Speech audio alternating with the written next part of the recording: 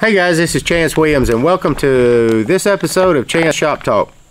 So I want to talk a little bit about labor times, and the reason I want to talk a little bit about labor times is one of the members in our group at Chance Shop Talk, Mr. Michael Smith, brought up an interesting point and asked if anybody knew anything about ProDemand seems to be lacking on their labor times as far as R&R labor times to replace and remove certain components on a car. To be completely honest with you, I didn't catch the ProDemand right off as being Mitchell, but yes, it's Mitchell. And I do remember them coming in and wanting me to purchase their stuff the last couple of 3 months, and I don't do it. I told you there's two that I use. I've already posted links in our group. It's Identifix and it's ALLDATA. Now, those are just guides. That's it. Those are just flat out right labor time guides. So you raised my eyebrow, Michael. I'm just gonna be honest with you. You raised my eyebrow. So I don't know about how many of y'all been around. Well, I know a lot of my group members has been doing it 25, 30, 40 years. I know one of them I remember is 40 years, and I know that for a fact because I know him personally. See this? Y'all remember these books right here? Chilton. What about these books right here? This is AutoData, timing belts. These are pretty cool books you can reference really quick. What about Haynes or Haynes? Tech book, computer codes. Y'all remember those? I know y'all remember those. And I got a few more. And I ain't gonna show you all of them. I'm just not going to do that. All right. This is what I'm doing. So when you raised that question, Mr. Michael, got my eyebrow raised, and I said, well, let's see. All right, so I decided to open up this book right here, and I'm on a 79 to 1997 Chilton Labor Guide Manual, and I'm on page 4-26 in case any of you guys want to follow. If you've got your book, pull it out. So, and I also have this right here. I've got my ALLDATA pulled up. I'm going to show you guys what R&R and engine, or R&I as they say. The I is for inspect. Knowing daggum good and well you're going to have more time in it, but I know the reason they come up with that R&R, and that is mainly for engines that are complete running assemblies and drop-in. I don't know about y'all, but I done got a lot older and I don't move as fast as I can, and that 11.8 hours on just R&I is not substantial enough for me, not with the investment that I've made over the years. Now I want you to look at that R&I time of 11.8 hours on a 2017. Make sure I hold this thing steady for you. 2017 Ford Taurus, and that does have a 3.5 in it. Okay, now let me see if I'm gonna stand up here, see if I can remember where okay, engine assembly, R&R and recondition. Now here we are right here. Engine. I'm gonna get my little bullet. What did I do with my little bullet? I like my little bullet. Here's my little bullet. Y'all like this? Y'all like my little bullet? That's my little bullet. My daughter gave me that. Here is engine R, remove and install. Or the I could be install, if you want to call it that. Most of the time it's R&R and inspect, because a lot of times you get a hold to them and you go, I don't know, we have to take it out and tear it down. But anyway, 6.8 hours, 7.9 hours, and 9.7 hours, and 11.2 hours. And that 11.2 hours is for a 3.8. There's not a whole lot of difference if you've ever done this as long as if you have done this as long as I have. There's not a lot of difference between the 3-liter and the 3.8 other than the options. Now if you get down here to the 3-liter on the 96 to 97, now that's actually an 86 to 95. I have worked on these years my whole life when coming up through the ranks. There's not a whole lot of difference between the 3-liter and the 3.8, maybe some different options. I don't know why there's such a big difference in here. But if you just go in with a 3.8, and that's a 3.5 over there, it's 11.2. Here's a 96 to 97, 11.8, 10.7. Guys, can y'all believe, I mean really and truly believe that, I think that's okay, that's a 97. Let's do some math. Well, let's go back to 96, 97. 1996 plus 2021 minus, oh, wrong button. 2021 minus 1996. It's a 25-year-old car. Somebody done bumped their heads.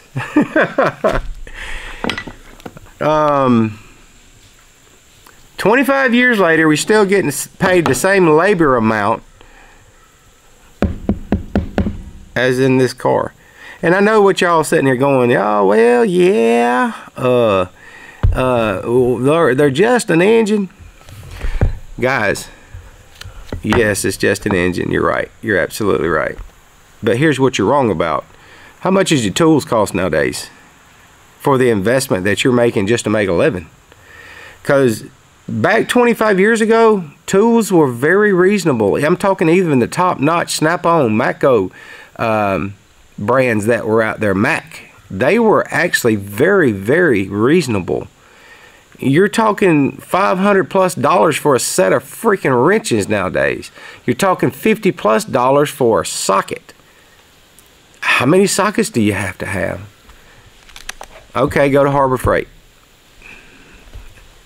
You're still going to pay for it, right?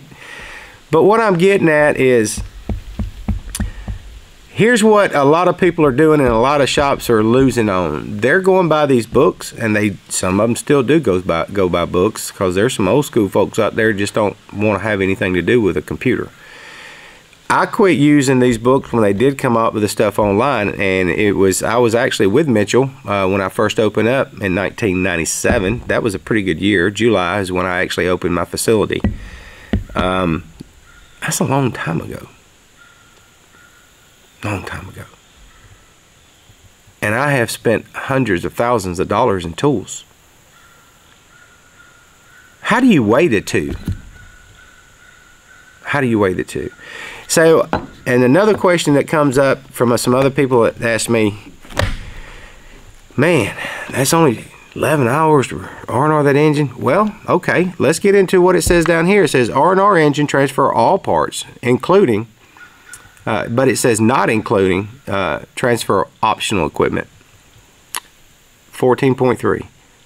That's engine R&R. So what about long block? 17.7. You guys out there that are doing these estimates on these cars are losing hundreds of thousands of dollars a year. Now, I'm just picking an engine. I'm just picking an engine because, in a car that's still on the road, that's still a Taurus. I don't see a whole lot of difference between them other than the technology. Now, working on this stuff nowadays is not 25 years ago, and it requires a lot more precision. R&R engine, and a lot more techniques for getting it running and getting it into the road. Y'all are not accounting for those times. If you guys are doing any kind of times on these engines when y'all are pricing them, you got two options. You can pack 2 to 5 hours on it and explain to the customer, this is a good possibility your bill will be less if everything goes smooth. Or you can price it out as this. Listen to your technician start screaming when he starts breaking bolts off in the manifold. And then you have to turn around and call your customer and say, Mr. and Miss Customers, I got to have another 3 hours. So if you do it right the first time and you pack the time on there and help your technician, if the job goes smooth and he's comfortable with it, pay him a couple extra hours over. And the reason is it doesn't take into account for all the different nuts, bolts, and screws that are frozen on that car. It doesn't take into account that it's got 100 or 200,000 miles on it. These labor times are written when they were brand new cars. And if I remember right, Chrysler used to have this guy called Slammin' Sammy. Yep, that's all he did. They set his little cart up. They knew every single socket, every single ratchet, and it was all hand tools that he used to go in there, snatch a part off a car, put a part back on it. They would time him. They would add, I think, 10% to it and come up with the labor times. Looks to me like 25 years later, they should have come up with something else, and they should at least try a car that has 200,000 miles on it. Let's see what kind of time we can get then. Because pulling engines is for young people. I'm not young no more. I'm not. But anyway, what I'm trying to tell you, you guys are losing. If you want to know how to really successfully run your front end of your office, I can do that for you guys, and I can help you out with that. But you'd have to send me a link in the description down at the bottom. Get my email, send me an email, and I'll be more than happy to help you guys learn how to do all of your estimating in the front office, and where you can actually physically make some money, go home and pay your bills, and even have money left over. That's the bottom line. And it's what even blows me away, you'll have happy people. And when I tell you you're going to have happy people, you're going to have very happy people. The happiest technicians out there that are turning wrenches, spending money on tools to do those jobs, they're gods. Because without them, you can't make the money. Period. I don't care who you are. You've got to take care of them. You've got to have their back. And if you ain't got their back, shame on you. Shame on you. And I know what you're all saying. Well, that goes at the expense of the customer. No, it really doesn't. The customer is driving a vehicle that takes them everywhere in the world they need to go. There's no place on this planet where you can walk out your front door, get in one car that you own or 40 cars that you own, and go anywhere you freaking want to without having to worry about breaking down, providing you have an extremely good repair facility that looks after you and your cars and your family. Bottom line, these people are willing to pay you for that. But if you screw up and you don't do that inspection, and you just blow it in the door and blow it out the door just because you got one cooking over there that you're losing time on, because it only pays 11.2 hours, you know. That's all it pays. And the boss won't help you with it. I don't know what to tell you. I guess I can tell you the hardest thing that I had to learn, and I paid for it, was my education to learn how to run an automotive repair facility properly. Bottom line. Then the next hardest thing that I had to learn to make a transition from being a business owner from a friend. That's hard. That's very hard. Because he wants to go over and go out to dinner with you. But he ain't going out to dinner with you when you screwed him out of time. Oh man, you know, I really love doing this, and I hope y'all give me some feedback, some comments down below, because it makes me feel good that people are actually watching this and getting some kind of useful information out of it. And I just had to say this because one of our group members, we have a bunch of group members, and our group is growing very fast, and I'm having a hard time keeping up with everybody.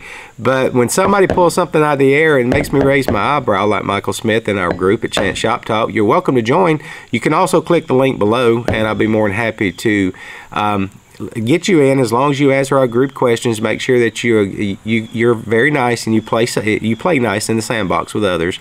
We don't want no buttholes, because the group that I'm building is for people who don't know everything and still want to continue to learn and further their education. That's what it's about, brother. That's what it's about. But anyway, I'm feeling pretty good today. Y'all can see that engine by there is out. It's sitting over here. And what I do on my pricing is something totally different what you need to do on your pricing, because I can't tell you how to run your shop. It ain't my discretion, because I don't know what your income is. I don't know what you're spending out. There's two things right there that go hand in hand that you got to learn, and my wife is very good at that. And that's just life. You have to pay for stuff every once in a while to get further ahead in life. As they say, it takes money to make money. But I'm gonna show y'all this one other one, because I'm just sitting here going, wow. I mean, this is 25, 26. I got one in here. It's General Motors. We're gonna look at it. It's 2016 Chevrolet Malibu. Let's look this up. We're gonna go to General Motors Corporation, and we're gonna look up and find a Malibu. And I get it. That Malibu was rear-wheel drive. Well, it's an engine.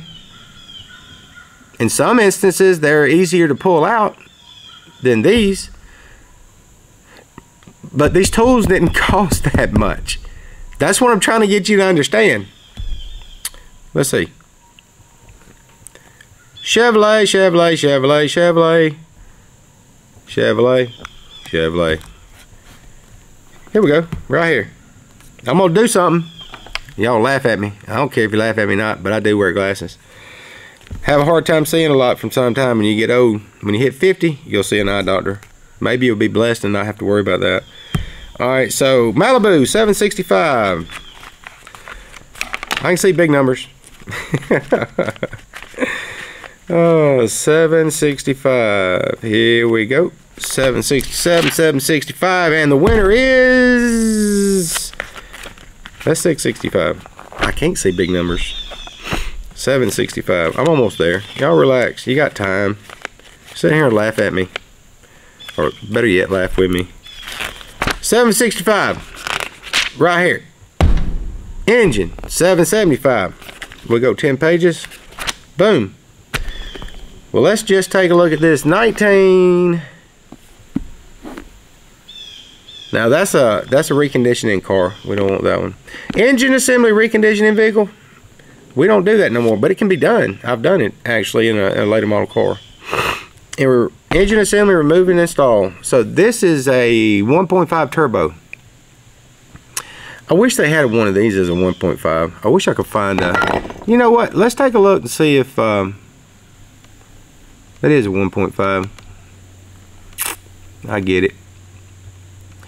Let's see if they got something more in that 2016, far as a like a V6 or V8 or something like that. Something more compatible. We'll do that.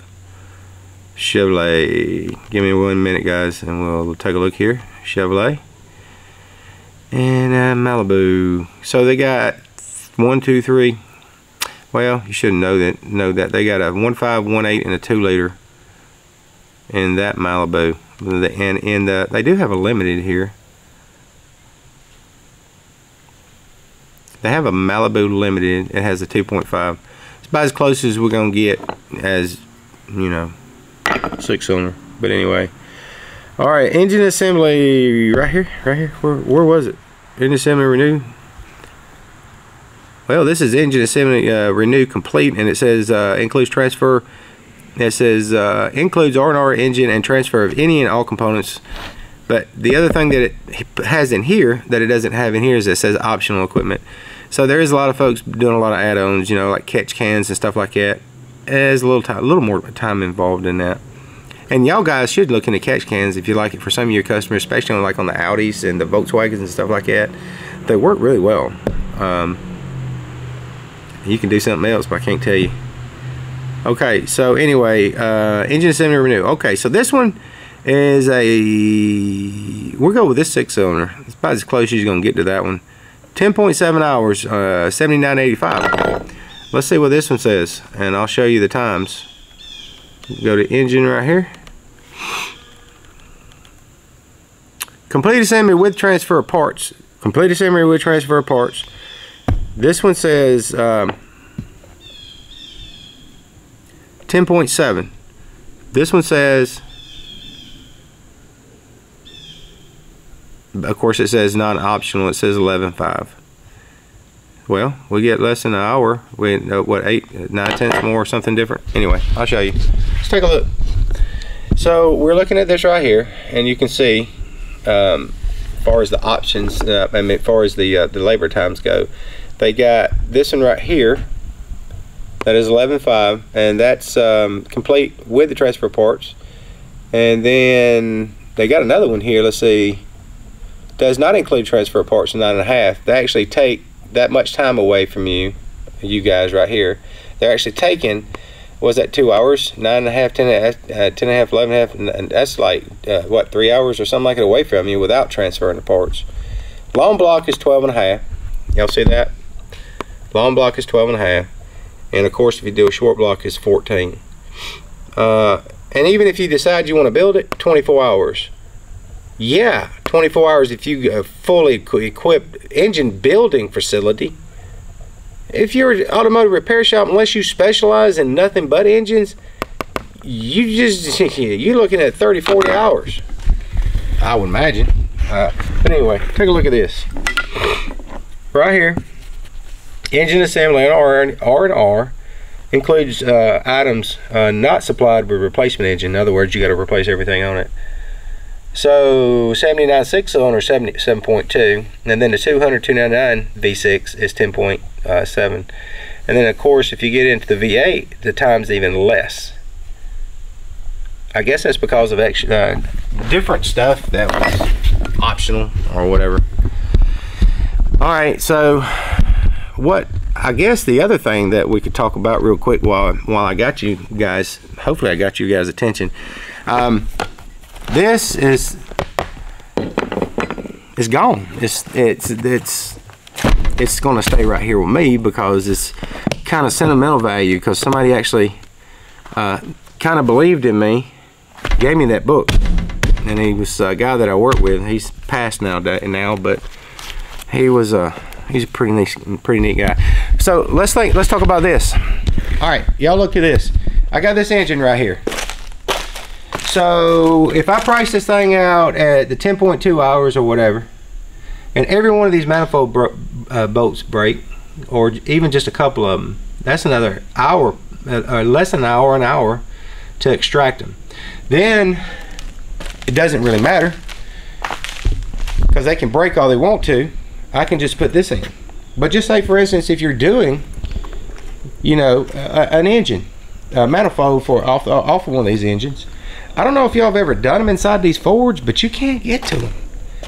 You just can't get to these things. They are tough.